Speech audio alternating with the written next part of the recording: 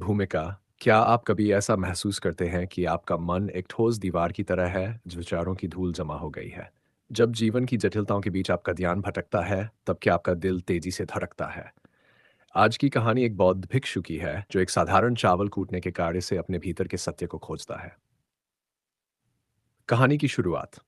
एक बार चीन के एक दूर-दराज के क्षेत्र में एक विशाल मठ था, जहां लगभग 20 अर्जुन भिक्षु निवास करते थे।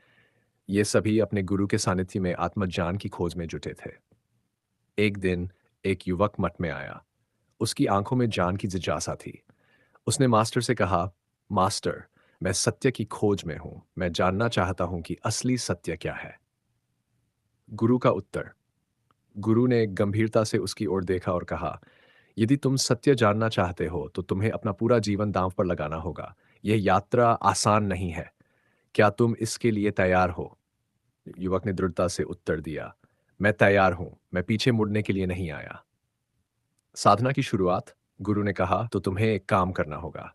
इस मठ में 65 भिक्षु है। तुम उनके लिए चावल कूटने का कार्य करो। बस सुबह से शाम तक चावल कूटो। जब तुम थक जाओ तो सोने चले जाओ। इसके अलावा और कुछ मत करना। केवल इस पर ध्यान केंद्रित करो। मुझे अपने पास आने की आवश्यकता नहीं है। मैं खुद तुम्हारे पास आऊंगा जब मुझे आवश्यकता होगी। युवक ने गुरु की बात मानी और चावल कूटने लगा। चावल कूटने का अनुभव। हर सुबह वह जल्दी उठता, चावल कूटता और जब रात होती थककर उसी स्थान पर सो जाता। धीरे धीरे उसके मन में आने वाले विचार कम होने लगे। पहले वह अपने जीवन के बारे में सोचता था, लेकिन अब विचारों की धूल ने उसे घेर लिया था।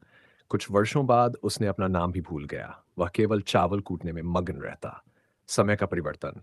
1.25 साल बीत गए। एक दिन गुरु ने घोषणा की, अब मेरा समय समाप्त हो रहा है। मैं अपना उत्तराधिकारी चुनना चाहता हूं। जो भी शिष्य आत्म साक्षात्कार प्राप्त कर चुका है, वह रात को मेरी दीवार पर अपने अनुभवों की कुछ पंक्तियां लिखे। कई शिष्यों ने इस कार्य को करने का प्रयास किया। एक प्रमुख शिष्य, जिसने कई धार्मिक ग्रंथ पढ़े थे, दीवार पर लिखा, मन एक दर्पण की तरह है, जिस पर विचारों की धूल जमा होती है। ध्यान ही वह साधन है जो इस धूल को हटाता है।